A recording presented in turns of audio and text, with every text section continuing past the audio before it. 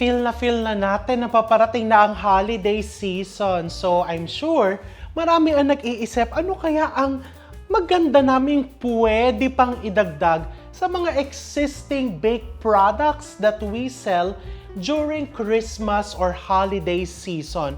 So, ang isa sa mga nare-request sa akin ng mga regular customers namin dito sa cake shop, yung mga healthier version. Kasi di ba minsan, sa dami ng mga desserts, sa dami ng mga pagkain, gusto mo naman kumain ng medyo healthy for you but still very decadent pa rin.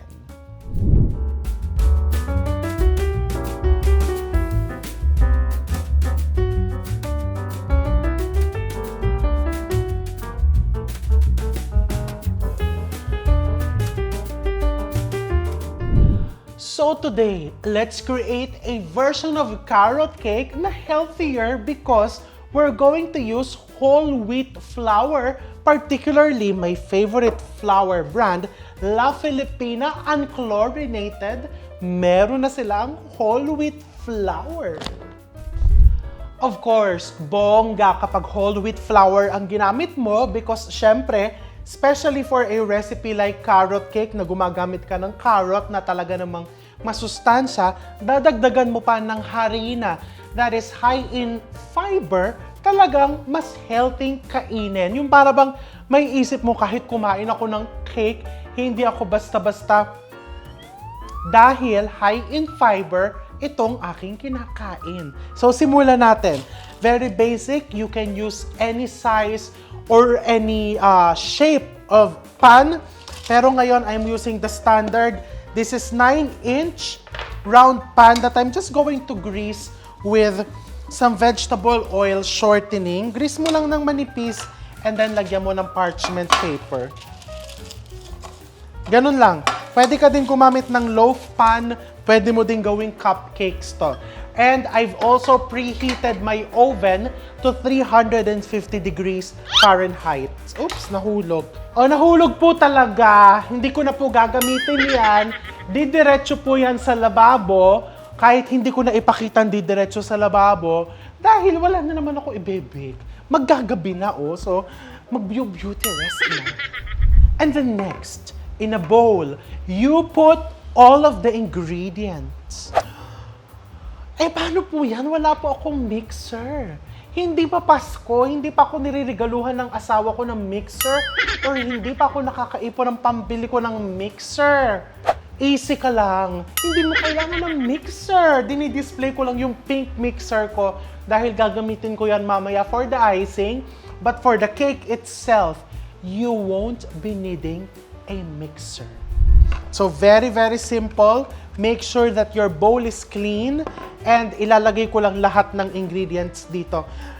Wala namang proper order pero gusto kong simulan with the dry ingredients. So this is my La Filipina Unchlorinated whole wheat flour.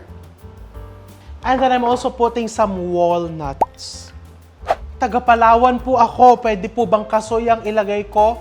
Of course, kahit anong klaseng nuts pwede. I'm also putting some raisins. Hindi po ako mahilig sa raisins. Eh di wag mong lagyan. Pwede ding dried mangoes ang ilagay mo. Kung hindi ka mapakaling, wala kang ipapalit sa raisins. You can use dried mangoes, dried apricots, or kung anumang dried fruits ang meron ka dyan. This is brown sugar. Diabetic po si Mommy. Diabetic po yung mommy ng customer ko. Mataas po ang sugar ko. Ano po ang pwede kong gamitin dyan? You can use coconut sugar. Pwede kang gumamit ng coconut sugar para mas mababa yung glycemic index. You can use that. This is cinnamon powder. Just put some cinnamon powder. A pinch of salt for enhancer. Baking powder and baking soda. Just mix it, your dry ingredients. And then, ilagay mo na yung iba mong ingredients. This is vegetable oil. Pwede ka din gumamit ng olive oil kung gusto mo talagang mas super healthy. This is your grated carrots. For the grated carrots, gumamit ka lang ng pinong grater. Yung as in pinong-pino, para lang mas maganda, mas ramdam na ramdam mo yung carrots.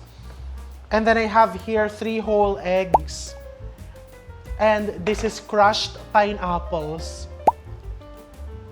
Sa lugar po namin, walang mabiling pineapples. Oy, may mga lugar na ganyan, ha? May mga places in the world na medyo ang pineapples ay mahirap hanapin. What can you do? You can use mashed bananas. Pwede naman yun. Or dagdagan mo na lang yung carrots mo. And then you just mix it like this. Hindi mo nga kailangan ng war whisk eh. You just use a spatula and then just mix it until it's very, very smooth. Just like this. Okay? And then, pagka smooth na siya, nakita mong halong-halo na yung mga ingredients, you just put it into your pan and then bake it in the preheated oven.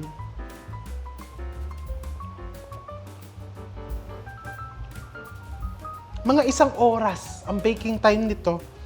After 45-50 minutes, silipin mo. Pagka hindi pa firm, continue baking it.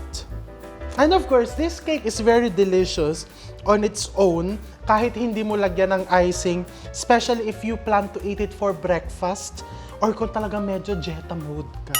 Hindi pala, kung talagang Jetta mode ka, sa kagaya kong medyo Jetta mode, may medyo, pwede natin lagyan ng konting icing.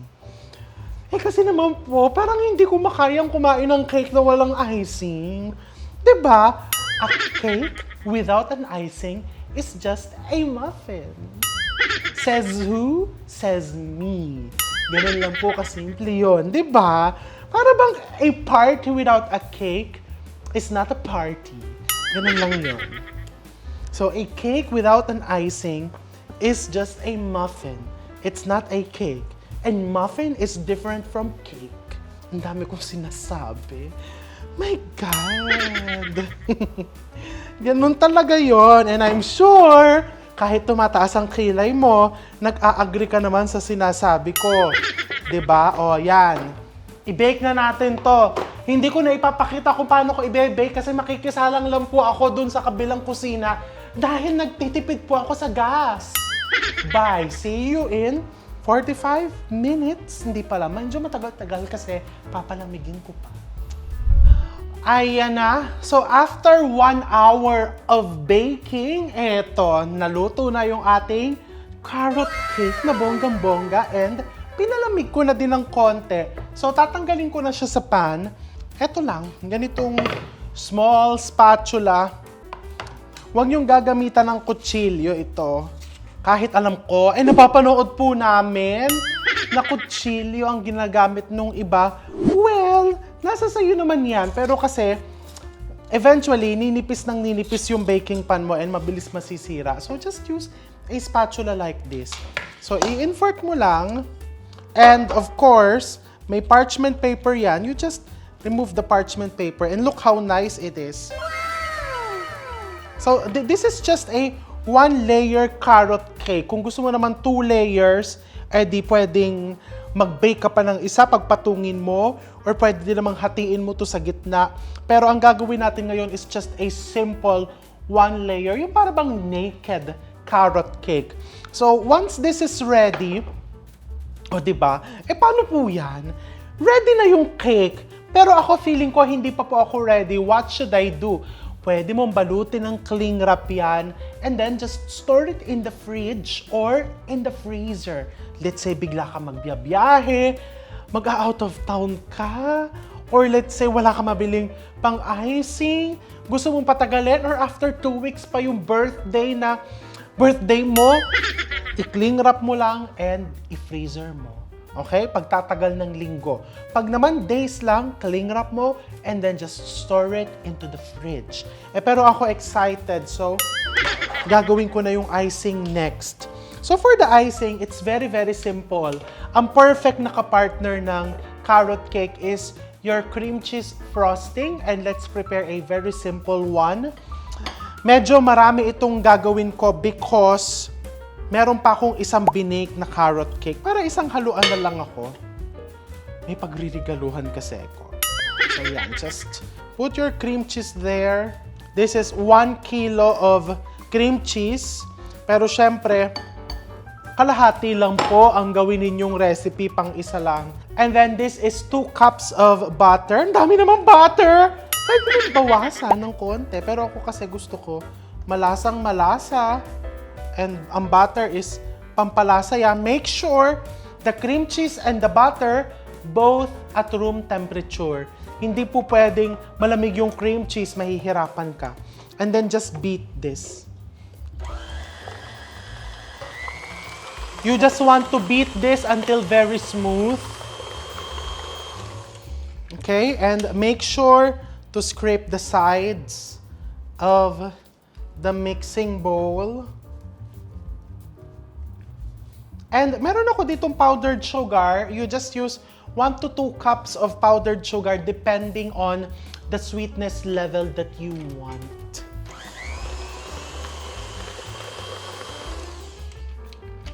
So I'm just going to put the powdered sugar 1 to 2 cups.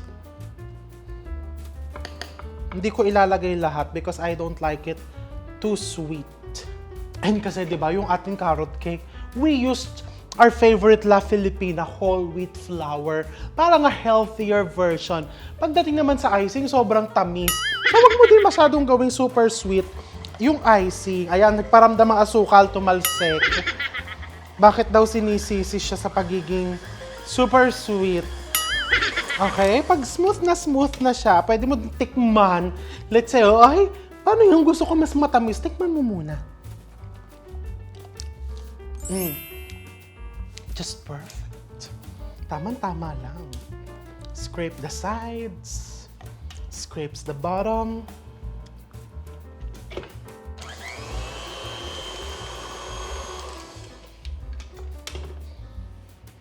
Okay. This looks perfect to me. It's very smooth already and of course, the taste is perfect. Tinitignan ko kung may buo-buo pa, kung may lumps, and it looks very, very smooth. Ang sarap. Eh, bakit naman po kinakamay mo yan? Bakit po tinitikman mo yung icing? Ginagamit mo yung daliri mo. Eh, di ba, it's more fun. Baking is fun. Siyempre, pagka ititinda ko yan, unang-una, pagka tinitinda na namin yan, puting mixer ang ginagamit ko. And since I'm baking for fun today, dahil I'm very happy na ituro sa inyo tong recipe na to, kaya tinitikman ko lang finger ang gamit ko. Kayo naman, ano ba? Just for fun, wag naman kayong masyadong, hindi ko naman kayo inaano. O, ayan, so, icingan na lang natin yung cake. Ay, meron po ako nakikitang carrots. Yun talagang carrot yung design na nilagay sa ibabaw ng cake. Paano po ba gawin yun? O sige, gumawa tayo ngayon. Pero ito yung carrot na hindi masyadong healthy for you. Kasi syempre, mukha lang carrot pero icing pa din yun. May cream cheese, butter, and powdered sugar. Kumuha ka lang ng konti nitong icing mo. You just put it there. O, dalawa. Gagawa tayo ng orange and green. Ay, pwede po pala yan. I-recycle mo yung bowl na ginamit mo na. Oo naman, para sa'yo yan. Para sa mga nag-bake ka, ikaw din na maghuhugas, para tipid ka na sa hugasan, hindi ka ma-stress, o, diba? So, ganyan lang. Kailangan, sinusolusyonan din natin yung mga bagay na yan. And then, I have here food colors. This is just gel food color. Meron akong green, and meron akong orange. I'm just going to get small spatulas. Kuha lang ako ng konting orange for the carrot. Just mix like that. Pag na-achieve mo na yung kulay ng carrot na gusto mo, stop ka na. Pag feeling mo na pasobra ka sa food color, o lagyan mo pa ng konting puti. Okay? And then here, you get some green. O, pag mukhang kulay dahon na, stop ka na. O, di stop na ako. And, takpan mo na yan. Hiniram ko lang po ito. So, kailangan malinis ko siyang ibabalik. And, since ready na to, icingan na natin yung ating cake. So as usual, pagka nag-a-icing ka, ayan, pwede mong simulan sa ibabaw, pwede mong simulan sa gilid, nasa sayo yan. Ako, sisimulan ko dito sa ibabaw. So, eto ang tip ko, kasi I'm sure maraming magtatanong sa inyo. Hindi pa po ako expert sa pag-icing ng cake.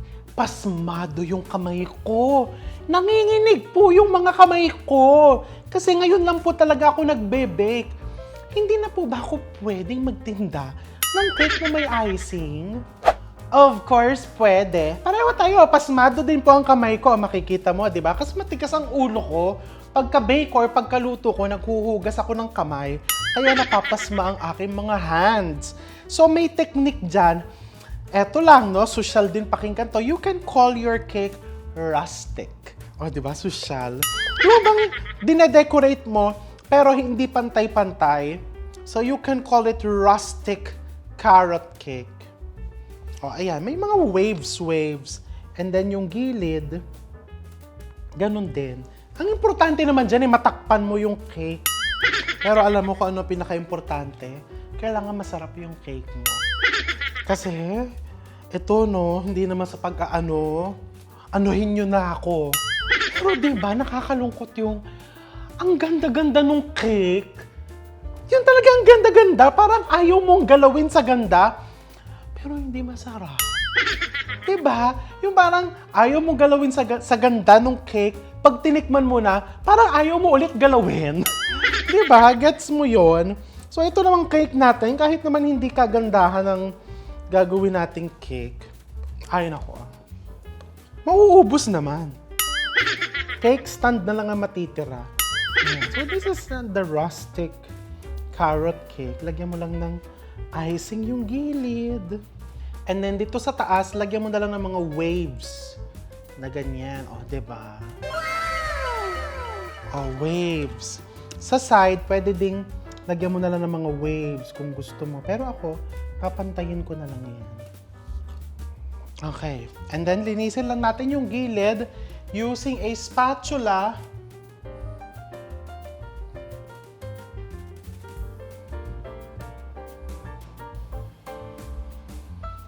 Okay.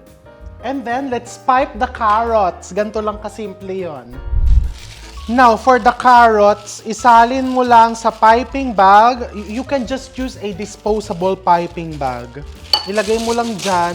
Kung wala kang disposable piping bag, you can always use yung mga plastic labo. Pwede na yun. Diyos ko. Hindi na naman makikita yan. Ang mahalaga, ma-pipe mo yung carrot sa ibabaw ng cake mo. Ngayon, if you're afraid, hindi kita masisisi, mag-practice ka muna. So, nilipat ko na yung ating green and orange icing dito sa piping bag. And of course, I'm sure, sasabihin ng marami sa inyo, afraid pa po kaming mag-pipe ng carrots sa ibabaw ng cake. Paano po ba mag-practice? So, very basic. Kumuha ka muna ng parchment paper or pinggan, lagay mong ganyan, mag-practice ka lang. So, you know, di ba? For the carrots, medyo mag-cut ka ng malaki-laking butas, depende sa size ng carrot mo. If you want a smaller carrot, mas maliit na butas. If you want a bigger carrot, mas malaking butas. Medium lang tayo. So, let's just cut mga medium na laki. Ayan. And then, for the dahon, maliit na butas lang. Just a small hole. Okay? Pag nag-pipe ka ng carrot, yung pakapal ka muna, panipis. I'll show you. So, ibig sabihin, see, kung lalagyan mo yung cake mo, pakapal, makapal dyan, and you pull, ayun na yung dulo ng carrot. Diba? Oh, again, yung makapal, and then you pull, punta ka dun sa manipis na part. It doesn't have to be perfect. As you see, pag naman bumili ka ng carrot sa palengke, hindi naman talaga pantay-pantay yan. Kung gusto mo na mas malaki, natatakot ka, gusto mo sa gitna ka lang maglalagay ng carrot, o edi, yeah, malaking carrot. Diba? And then, lagyan mo ng dahon.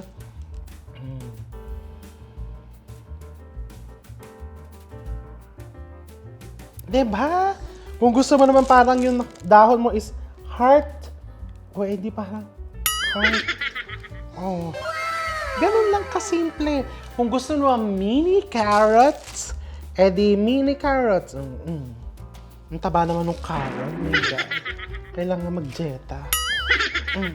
Ganyan lang kasimple. Diba?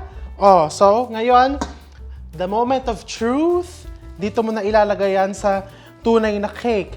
Let's say gusto mo ng 10 slices. Eh di, ang gagawin mo is kada side, lalagyan mo ng carrot. O, lagyan natin dito ng 1. First carrot. Second carrot. Pag lang nailagay mo yan dito sa ibabaw ng cake, ha, wala na pong balikan yan. Ganun po pala yan. Wala nang balikan pagka nailagay mo na, di ba? Wala nang, may mga bagay talagang pag nailagay mo na dyan, hindi mo na siya matatanggal ng ganun pa rin. So, katulad nito, my God, ayan, hindi pantay ang mga carrots ko. Judge nyo na ako. Kayo kasi kaya hindi tuloy pantay ang carrots. And then, lagyan mo ng leaves.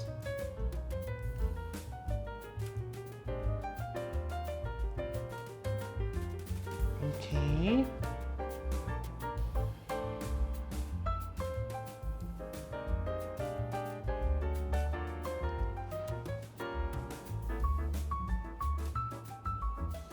Akala ko po ba 10 ang bisita mo?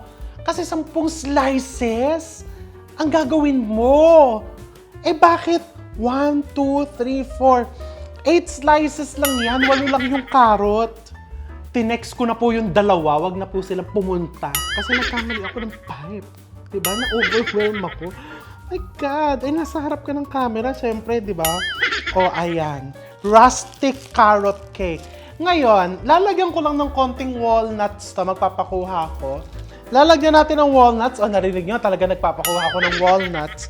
Because you want your customers or your guests to know na may walnuts dun sa loob mismo ng cake. Kasi baka mamaya may allergic sa walnuts, di ba? Okay, now let's put the walnuts. Kung namamahalan ka sa walnuts, hindi naman kailangan lagyan mo lahat. Pwedeng halimbawa yan. Lagay mo lang dyan sa gitna. Just to let them know na may walnuts yung cake mo. Ganun. Or dito, lagyan mo dyan.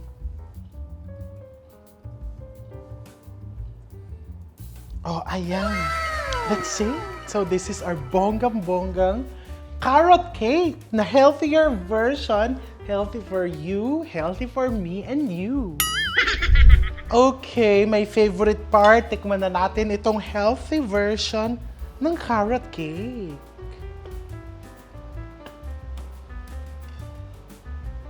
I love it. Look at the inside. Para siyang fruit cake. Ganda yung loob. Pipicturean ko muna. Okay, ayan. Tikman natin. Sabi ko sa inyo, even just the cake, walang icing, masarap yan.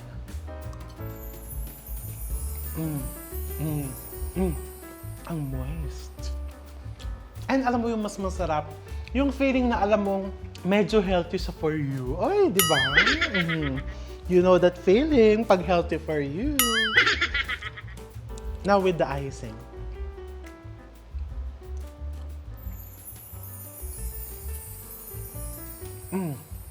Well, hindi nyo naman pwedeng sabihin na hindi na siya healthy dahil may icing. Kasi ang nipis naman ng icing, oh. Kumbaga parang protection lang. Na hindi basta madry yung cake. Added color, added texture, added premium. So, ano pang hinihintay mo? Gumawa ka na itong super bonggang healthy carrot cake, of course, using our favorite and trusted La Filipina whole wheat flour. I'm going to see you all soon.